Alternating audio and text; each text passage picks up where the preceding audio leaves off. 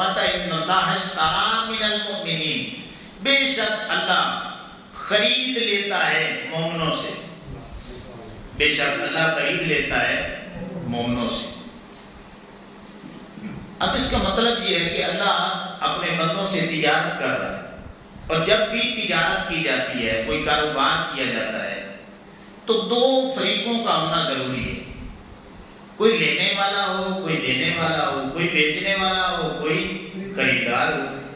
یہ کبھی بھی نہیں ہوتا کہ آپ تجارت کر رہے ہو، کاروبار کر رہے ہو، لینے والا تو ہو، دینے والا نہ ہو، بیچنے والا تو ہو، خریدار نہ ہو۔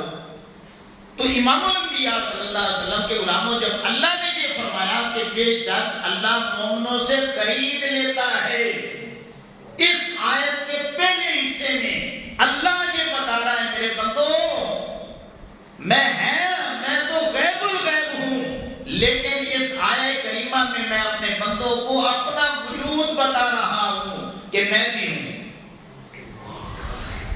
اپنی توحید کو مالک بیان کر رہا ہے، ٹھیک ہے نا، کہ میں ہوں۔ یہ دنیا ایسے نہیں بن گئی جیسا کہ آج پوری دنیا میں بچوں کو سائنس کی کتابوں میں لکھا ہوا ہے کہ بس بگ بینگ کی وجہ سے دنیا وجود میں آ گئی۔ بگ بینگ کی وجہ سے نہیں آئی، خود بخود دنیا نہیں بنی۔ اس کائنات کا کوئی مالک بھی ہے، اس کائنات کا کوئی خالق بھی ہے۔ جو مالک ہے، خالق ہے، رازق ہے، وہی تو اللہ ہے۔ تو صرف ایک جملہ اللہ رب العزت نے استعمال فرما کے اپنی توحید کو بیان کر دی۔ اور دوسری بات اس آیہ کریمہ کے اس حصے میں اللہ نے کون سی بیان کی، تھوڑی سی توجہ کریں۔ اللہ فرماتا ہے کہ میں مومنوں سے خرید لیتا ہوں۔ اچھا، جب آپ بھی کاروبار کرتے ہیں، کوئی لین دین کرتے ہیں، کوئی بھی کرتا ہے، تو ذی شعور بندہ جب بھی کوئی چیز سیل کرتا ہے، بیچتا ہے، تو وہ گھاٹے پہ نہیں دیتا، وہ منافع پہ دیتا ہے۔ اب اللہ فرماتا ہے کہ میں مومنوں سے خرید لیتا ہوں۔ اب مومن جو اپنے رب سے کاروبار کر رہے ہیں، تو وہ اللہ فرماتا ہے میرے بندو، تم دنیا میں کسی سے کاروبار کرو، تم منافع کی بنیاد پہ کرتے ہو۔ کیوں؟ اس لیے کہ دنیا دیکھے کہ اس نے گھاٹے پہ سودا نہیں کیا، منافع پہ کیا ہے۔ اور جب آپ منافع پہ کرتے ہیں، ساری دنیا کہتی ہے کہ یہ بندہ بڑا ہی عقل مند ہے، ذہین بندہ ہے۔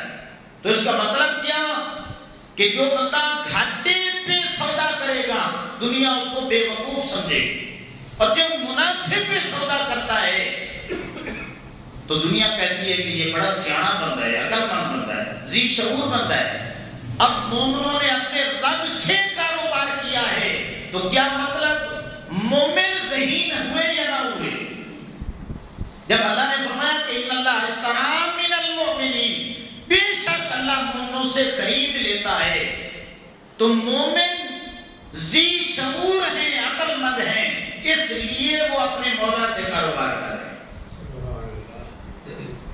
اس آیت میں اللہ مومنین کو یہ ارشاد فرما رہا ہے کہ میرے بندو، جنہوں نے میری توحید کو مان لیا ہے، میرا اقرار کر لیا ہے، اس دنیا میں تم ہی تو ہو جنہیں میں نے عقل کی دولت عطا فرمائی۔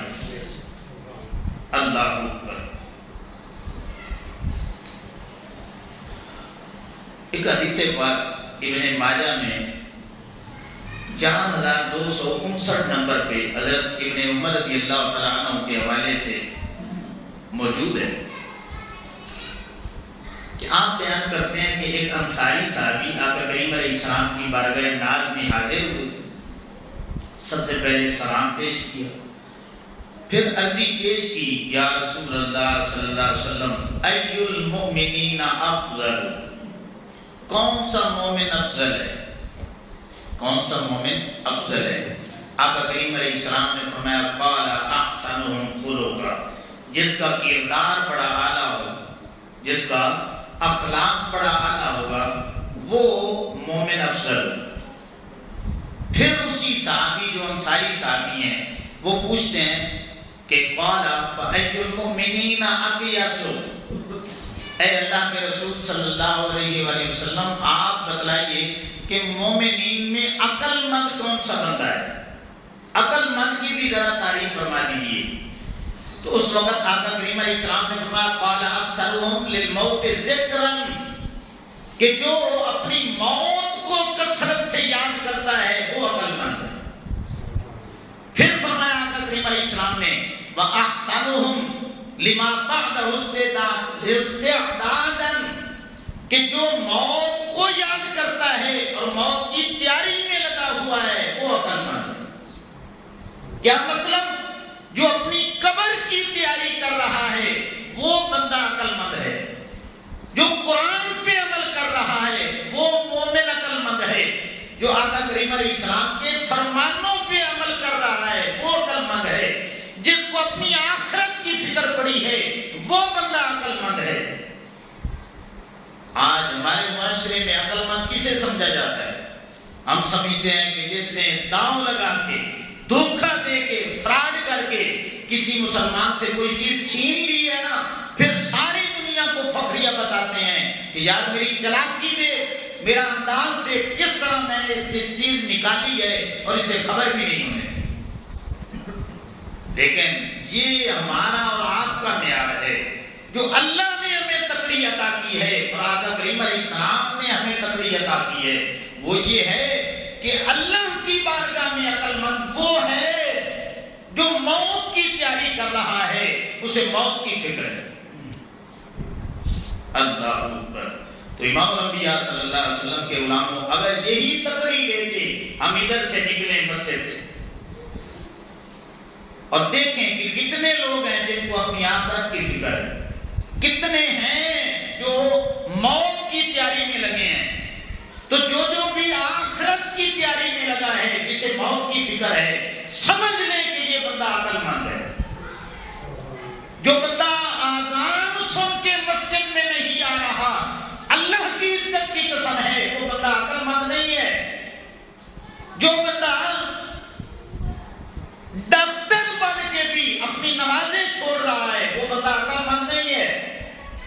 جو بندہ ٹیچر ہو کے وہ آقا کریم علیہ السلام کی سنتیں چھوڑ رہا ہے، سنتوں پہ عمل نہیں کر رہا، فرمانوں پہ عمل نہیں کر رہا، وہ بندہ عقل مند نہیں ہے۔ اللہ اکبر۔